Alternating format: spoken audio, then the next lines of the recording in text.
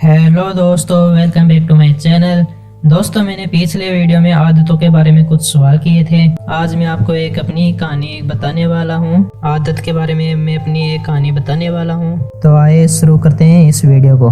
देखो दोस्तों, मैं करीब 8 साल पहले इराक के बगदाद में समाचार पत्र के लिए बतौर रिपोर्टर काम करता था। आदतों के विज्ञान के प्रति मेरी दिलचस्पी यही बढ़ी। इराक में अमेरिकी सेना की गतिविधियों को करीब से देखकर मुझे एहसास हुआ कि आदतों के निर्माण का यह इतिहास का सबसे बड़ा प्रयोग है। प्रशिक्षण के दौरान सैनिकों के अंदर ऐसी कई आदतें विकसित की जाती है जिन्हें बड़ी बारीकी के साथ सोच समझकर डिजाइन किया गया होता है। जैसे युद्ध के बीच कैसे सोचना है, आपस में कैसे बात करनी है और दुश्मन पर कैसे गोलीबारी करनी है। युद्ध के मैदान में हर आदेश पर सैनिकों की प्रतिक्रिया इन्हीं स्वभावों का परिणाम होती है जिन्हें स्वचालित आदत बनने तक निरंतर दोहराया जाता है। सेना का पूरा संगठन छावनी बनाने, कूटनीतिक प्राथमिकताएं तय करने और हमले की स्थिति में अपनी प्रतिक्रिया तय करने जैसी क्रियाओं पर ही निर्भर होता है।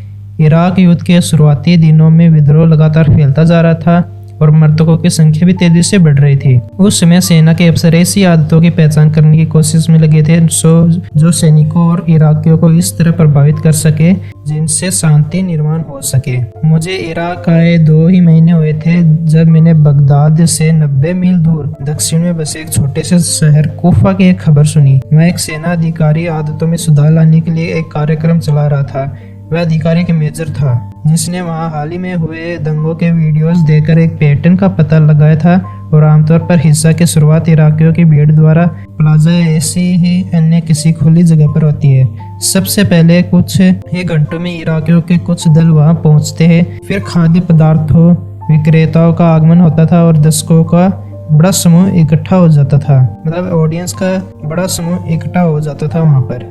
इसके बाद इस भीड़ की आड़ से कोई पत्थर या बोतल फेंकता और फिर हर कोई बेकाबू हो जाता था। मेजर ने कूफा के नगर पालिका अध्यक्ष से मिलकर एक अजीब निवेदन किया कि प्लाजा में खाद्य पदार्थ विक्रेताओं के आने पर पाबंदी लगा दी जाए। नगर पालिका अध्यक्ष ने मेजर का यह निवेदन स्वीकार कर लिया। कुछ सप्ताह बाद कूफा की सबसे बड़ी मस्जिद अल कूफा के आसपास थोड़ी भीड़ जमा हो गई और दिन भर में यह भीड़ काफी बढ़ गई। फिर इसी भीड़ में शामिल कुछ लोग भड़काऊ नारे लगाने लगे। यह देखकर इराकी पुलिस की स्थिति बिगड़ने की आशंका हुई और उन्होंने अमेरिकी सैन्य छावनी में फोन कर सैनिकों को तैयार रहने के लिए कह दिया। लेकिन दोस्तों, शाम होते होते भीड़ व्याकुल होने लगी क्योंकि लोगों को भूख लगने लगी थी और वे कबाब विक्रेताओं को ढूंढे रहे थे, लेकिन वहाँ एक भी कबाब विक्रेता नहीं था। थोड़ी दूर में भीड़ में दर्शक के तौर पर आए लोग एक एक करके जाने लगे और जल्दी उनमें से ज्यादातर वहां से चले गए। यह देखकर भड़काऊ नारे लगाने वाले का मनोबल कम हो गया। दोस्तों, शाम के 8 बजे तक सब अपने अपने घर जा चुके थे। जब मैं कूफा की छावनी में पहुंचा तो मेरी मुलाकात मेजर से हुई। उन्होंने मुझे एक बात बताई कि आमतौर पर जब भी हम एक बड़ी भीड़ देखते हैं तो लोगों की व्यक्तिगत आदतों पर विचार नहीं करते, जबकि वे बड़ी महत्वपूर्ण होती है। दोस्तों, मेजर का संपूर्ण कैरियर आदत के निर्माण का मनोविज्ञान समझने में ही गुजर गया। उन्हें प्रशिक्षण शिविर में कई उपयोगी आदतें सिखाई गई थी, जैसे बंदूक में गोलियां कैसे भरनी है, युद्ध क्षेत्र में पर्याप्त नींद कैसे लेनी है, युद्ध के कोलाहल में भी अपने काम पर एकाग्र कैसे रहना है, बुरी तरह थके मांदे होने पर सही निर्णय कैसे लेने हैं वगैरह। इसके साथ ही उन्होंने ऐसी कक्षाओं में भी हिस्सा लिया था जहां उन्हें पैसे बचाने, नियमित व्यायाम करने, अपने बंकर में साथ सोने वाले साथियों से बातें करने के बारे में सिखाया गया था। जैसे जैसे उनका चुनाव उच्च पदों के लिए होता गया, उन्हें संगठनात्मक आदतों का महत्व भी समझ में आने लग गया कि कैसे निचले स्तर पर काम कर रहे अधिकारी निर्णय लेने के लिए हर वक्त उच्च अधिकारियों पर निर्भर न रहे और कैसे सही दिनचर्या उन लोगों के साथ काम करना भी आसान बना देते हैं जिनकी आप शक्ल भी नहीं देखना चाहते। अब वे एक युद्धग्रस्त देश को फिर से खड़ा करने वाले अधिकारी के तौर पर देख सकते थे। भीड़ और समूह कैसे समान नियमों और आदतों के गुलाम होते हैं। वे बताते हैं हर समूह उन हजारों लोगों की आदतों का ही एक संग्रह होता है जो उनका हिस्सा है। वे किस बात से प्रभावित हैं, इसी से तय होता है कि वे हिंसा करेंगे या शांति बनाए रखेंगे। मेजर ने खाद्य पदार्थ विक्रेताओं पर पाबंदी लगाने के अलावा और भी दर्जनों ऐसे प्रयोग किए जिससे वहां के स्थानीय लोगों की आदतों को भी प्रभावित किया जा सके।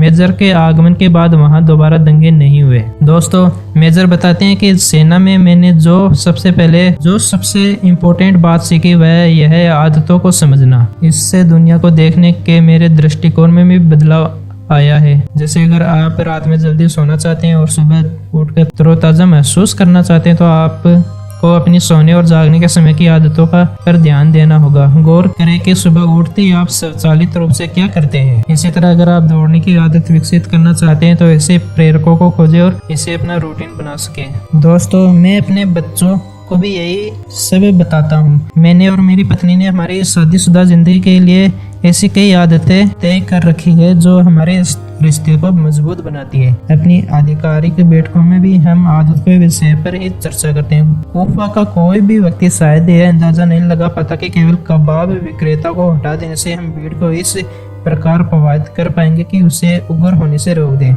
जब आप भीड़ को आदतों के समूह के रूप में देखते तो आपका काम आसान हो जाता है। यह ऐसा है मानो आपको एक सबल लोहे की मोटी छड़ जो भारी चीज उठाने के काम आती है। सबल उसको कहते हैं दोस्तों जो लोहे की मोटी छड़ जो भारी चीजें उठाने के काम आती है। सबल और टॉर्च दे दी गई हो और अब बस आपका काम करना है, आपको अपना काम करना है। सेना में भर्ती होने से पहले मेजर जॉर्जिया राज्य में रहने वाले एक आम व्यक्ति थे। वे या तो हमेशा सूरजमुखी के बीज चबाते रहते या तंबाकू थूकते रहते थे। उन्होंने मुझे बताया कि सेना में आने से पहले लिए कैरियर का सबसे बड़ा विकल्प था कि या तो वे टेलीफोन लाइनें ठीक करने लगे या फिर शायद ड्रग्स बेचना शुरू कर दे।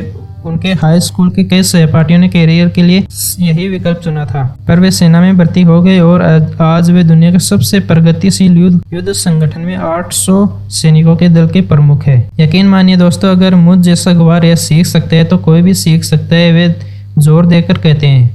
मैं अपने सैनिकों से हमेशा कहता हूँ कि यदि तुम अपने अंदर सही आदतें विकसित करो तो दुनिया में ऐसा कुछ नहीं है जिन्हें तुम हासिल न कर सकते हो। पिछले एक दशक में आदतों की न्यूरोलॉजी और साइकोलॉजी के बारे में हमारी समझ और हमारे जीवन में, समाज में, संगठनों में पैटर्न कैसे काम करते हैं इसकी समझ इतनी अधिक बढ़ गई है जिससे हम 50 साल पहले कल्पना भी नहीं कर सकते थे। अब हम जानते हैं कि आदतें क्यों उभरती है, कैसे बदलती है और उनके पीछे का विज्ञान क्या होता है। हम जानते हैं कि आदतों को बदलकर कैसे उन्हें अपनी जरूरत के अनुसार पुनर्निर्मित किया जा सकता है। हम यह भी जानते हैं कौन सी आदतों से लोग खाना काम करते हैं, नियमित व्यायाम करते हैं और निपुणता से काम करके एक स्वस्थ जीवन जी सकते हैं। हालांकि आदतों को बदलना न तो आसान होता है और न ही इन्हें तुरंत बदला जा सकता है। लेकिन हम दोस्तों आने वाली वीडियो में हम यह देखेंगे कि आदतें हम कैसे चेंज कर सकते हैं, वो भी एक प्रतिक्रिया करके। अगर आपको वीडियो अच्छा लगा तो प्लीज सब्सक्राइब जरूर करना, लाइक भी जरूर करना और शेयर जरूर करना। दोस्तों, हम आने वाली वीडियो में और भी कुछ नई चीजें सीखने वाले हैं। तब तक के लिए जय हिंद।